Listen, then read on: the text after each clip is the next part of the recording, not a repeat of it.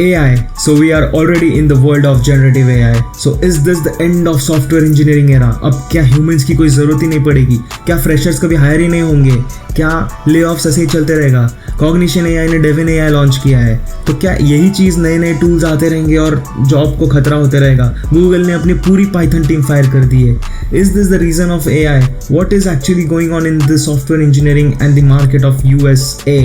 तो क्या ऐसा ही सब कुछ चलेगा या there will be end to this? How personally my life is impacted in this field, और ये AI आने के बाद I will be discussing everything in this video. And thank you so much for such love and support for the previous vlog which I have uploaded. And उस vlog में काफ़ी सारे comments थे कि AI के बारे में डिस्कस करो और क्या ऐसे इम्पैक्ट हो रहे हैं आईटी इंडस्ट्री में. So I will be sharing my personal experience और काफ़ी मेरे सीनियर्स मेरे जूनियर्स सबके एक्सपीरियंस लेकर I am going to share everything you in this video. So make sure you watch till the end, and before that let's start the intro.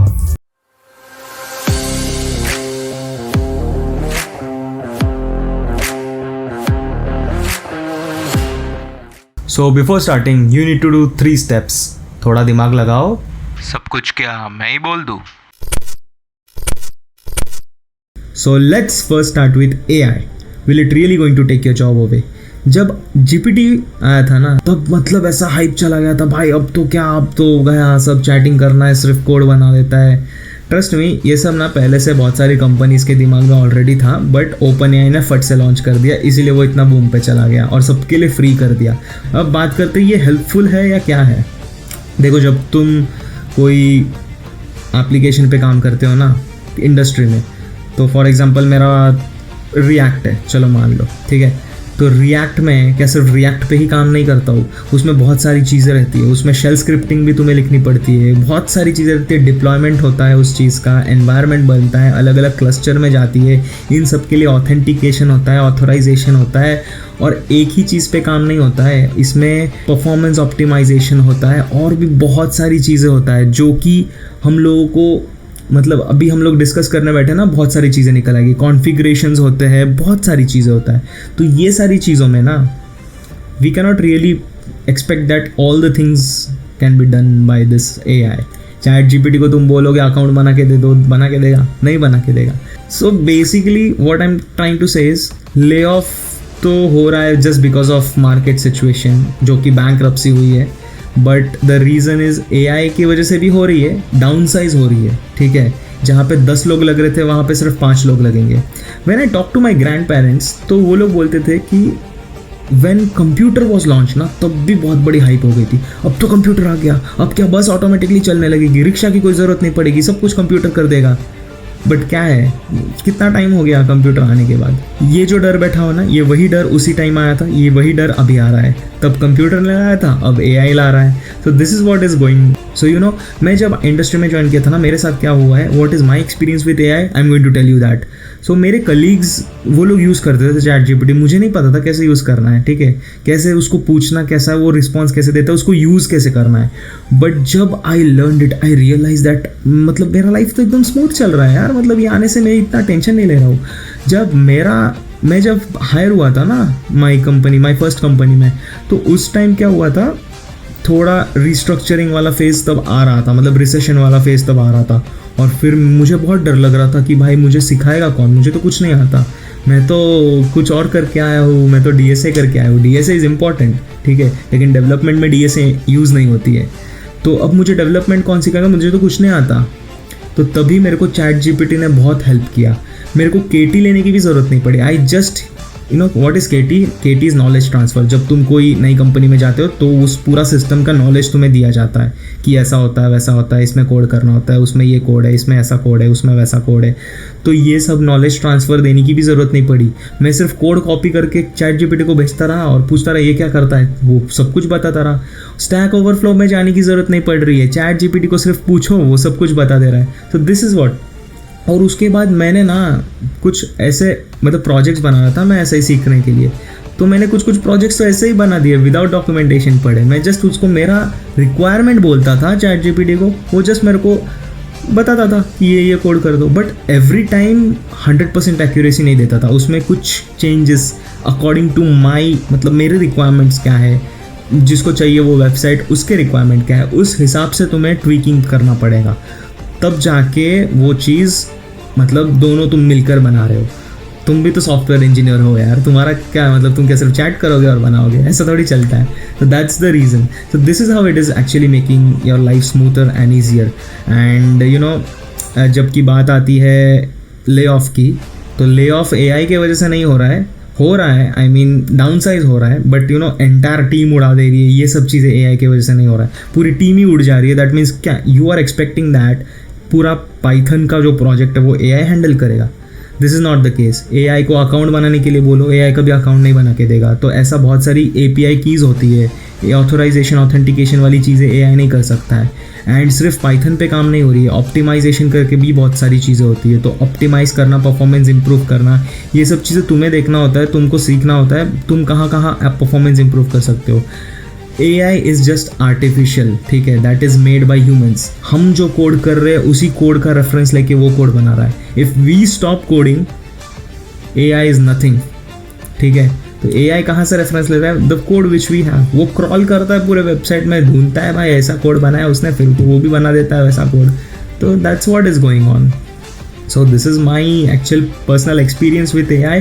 Apart from that, DSA करना चाहिए, development करना चाहिए। बहुत सारे लोग आते हैं ऐसे, ठीक है। DSA is very very important, freshers के लिए बहुत इंपॉर्टेंट होता है। मुझे अभी भी लोग DSA पूछते हैं, ठीक है। DSA is not used in development, but it helps you how you can approach to a problem. कितना जल्दी तुम्हें प्रॉब्लम समझ आया, कितना जल्दी तुम फटाक से उसको सॉल्व करना शुरू कर दोगे। At the end of the day, you are a software engineer, you need to solve the problem in the world, ठीक है।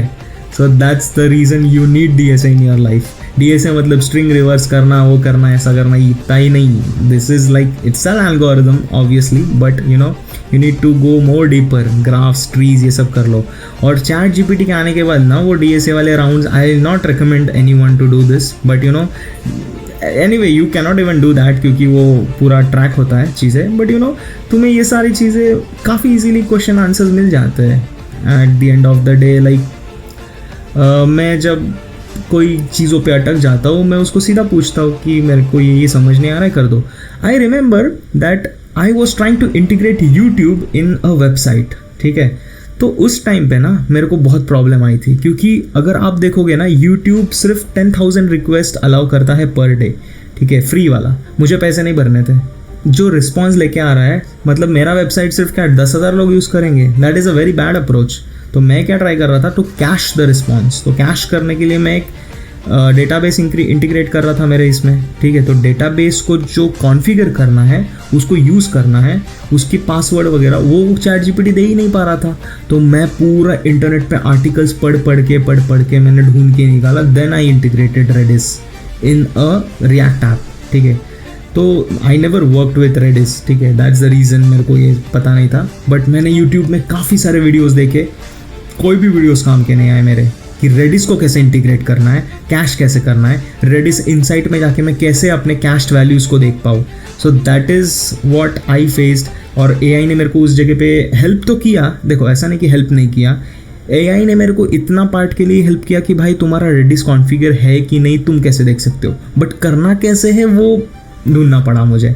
सो एवरीथिंग नहीं मिलेगा AI के पास। और ये डेविन AI, ये सब डीबगिंग करना इतना आसान नहीं होता। Debugging needs human brain. आगे जाके नए नए फ्रेमवर्क्स आएंगे। रिएक्ट चल रहा है अभी बूम पे, अब उसके आगे Next.js आ गया। देखो Next.js personally like server side rendering तो है, but I feel react is more powerful than Next.js, ठीक है। I am not saying that Next.js मत पढ़ो या कुछ ऐसा करो, but react is obviously react के ऊपर ही बना हुआ है Next.js, but react is much more powerful. अगर रिएक्ट बेटर हो सकता है ना, वो Next.js को तोड़ देगा, मेरे को ऐसा लगता है, ठीक है। और ऐसे बहुत सारी चीज़ें आते रहेंगे आगे आगे। अब कोई नया लैंग्वेज ही आ गया, चलो मान लो, तो क्या उस लैंग्वेज को AI, उसको किसी ने कोड ही नहीं किया अभी तक वो लैंग्वेज के ऊपर, तो क्या AI बना लेगा उसको? नहीं बना लेगा। AI needs something, it's artificially made, it needs training. I remember that during my college days I was very enthusiast, AI enthusiast, ML enthusiast, machine learning पढ़ना है, deep learning पढ़ना है, सब पढ़ना है। और हम लोग क्या करते थे, हम लोग मॉडल बनाते थे। AI का अगर तुम बैकग्राउंड देखोगे ना कैसे चलता है AI, what you do is you create a model, AI model रहता है। वो model actually is the brain. वो मॉडल को सिर्फ तुम क्या करते हो, डेटा फीड करते हो। डेटा कैसे फीड करते हैं हम लोग, टेंसर फ्लो वो सब यूज़ करके डेटा हम लोग जनरेट करते हैं। जनरेट इन द सेंस कैसा, you already have some images for example, उस इमेज को रोटेट करके दिखाना, ये करके दिखाना, घुमा के दिखाना, ठीक है। And then something is known as overfitting and underfitting. Overfit हो गया तो उसको मतलब उसको अगर कैट जैसा कुछ भी दिखा ना, but it is not cat, वो बोलेगा ये कैट है, दैट इज़ ओवर फिटिंग। मतलब उसको होता है ना, बोलते हैं ना ज़्यादा समझा क्या तेरे को तो वो वाली चीज़। अगर ज़्यादा पता चल, ज़्यादा स्मार्ट हो गया ना, that is also not good, और कम स्मार्ट हो गया तो that is under fitting, that is also not good. तो this is how AI is made. एक मॉडल होता है, उसमें हम लोग डेटा फीड करते हैं। अगर डेटा ही नहीं मिल रहा है उसको, तुम सॉफ्टवेयर इंजीनियर्स कोडिंग ही नहीं कर रहे, उसको डेटा ही नहीं मिल रहा है, तो फीड क्या करेगा? और उसको भी तो मेंटेनेंस चाहिए, AI भी को मेंटेनेंस चाहिए, उसके भी नए नए वर्जन्स आ रहे हैं, 3.4 आ रहा है, 3.5 आ रहा है, फिर 4 आ गया, GPT-4, क्या 4 के आगे नहीं आएगा? और भी एडवांस आएंगे ना कुछ तो आएगा। तो एग्जैक्टली दैट्स हाउ चलती है चीज़ें। बट डाउन साइज होगी, डाउन साइज होने के लिए आप लोगों को क्या करना पड़ेगा ताकि आप उनमें से नहीं हो।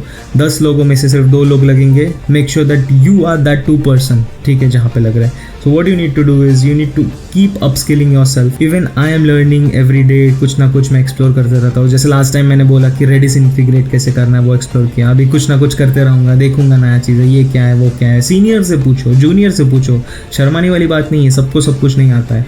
IT is very vast field, ठीक है। जो बंदा तुम्हें बताता है ना कि भाई मेरे को सब आता है इस फील्ड में, ही इज़ अ बिग डम in this field. You know, nobody is 100%. If you are good at something, the other person is more better than you in some other thing which you have zero knowledge, जिसमें तुम्हारा कोई knowledge नहीं है, ठीक है। अगर मुझे Python आता होगा ना, I am not 100% at Python, कोई ना कोई, there is someone who is better than you in this field. Always remember this, ठीक है। So practicing everything, यही सब चीज़ें होता है। And the main thing is luck, to be very honest. मेरे कुछ इंटरव्यूज़ ना, जब मैं फ्रेशर था तब की बात करता हूँ, it was like very amazing, ठीक है। Still I was not selected. And कुछ इंटरव्यू इतने घटिया थे, बट आई वॉज लाइक मेरे को ऑफर मिल गया उसमें से। So this is how it happens. And AI का इतना बड़ा कुछ डरावना चीज़ नहीं है। AI is just your friend, ठीक है। Let's talk about what you need to do if you are a fresher. So fresher के लिए क्या है ना, अभी like if you are already in 3rd year और 4th ईयर, तो you keep focusing in the projects and DSA करो। 4th year में तो I will suggest you go for DSA। 3rd year में ना, 3rd ईयर में 6 months में कोई फटाक से प्रोजेक्ट बना के रख दो and showcase that project in your final year. Final year में जो प्रोजेक्ट दिखाना होता है वही दिखाओ, ठीक है। और कॉलेज की पढ़ाई पे इतना फोकस मत करो, वो जब एग्ज़ाम का टाइम आता है तभी करके पास हो सकते हैं यार, सिर्फ लिखना होता है, वो कोई चेक नहीं करता। अपार्ट फ्रॉम दैट, अगर तुम 1st ईयर में हो, try to learn a language as soon as possible and master in it, either C++, Java और JavaScript. I will suggest you Java and JavaScript. C++ भी कर सकते हो, ठीक है। मतलब तीनों ही सजेस्ट करूँगा मैं। आई पर्सनली डिड जावा, ठीक है। उसके बाद मेरे को जावास्क्रिप्ट का मतलब समझा, जो कि मतलब फ्रंट एंड में आप कहीं पे भी जाओ, फ्रंट एंड में जावास्क्रिप्ट तो ज़रूरी पड़ेगा ही पड़ेगा, उसके अलावा तो कुछ होगा ही नहीं। तो JavaScript is also very important language. तो if you want to do DSA in JavaScript and development, तो कर सकते हो, इट इज़ वेरी इजी, फिर तो आपके लिए बहुत ईजी हो जाएगा। अदरवाइज जावा C++ करके start with DSA as soon as possible.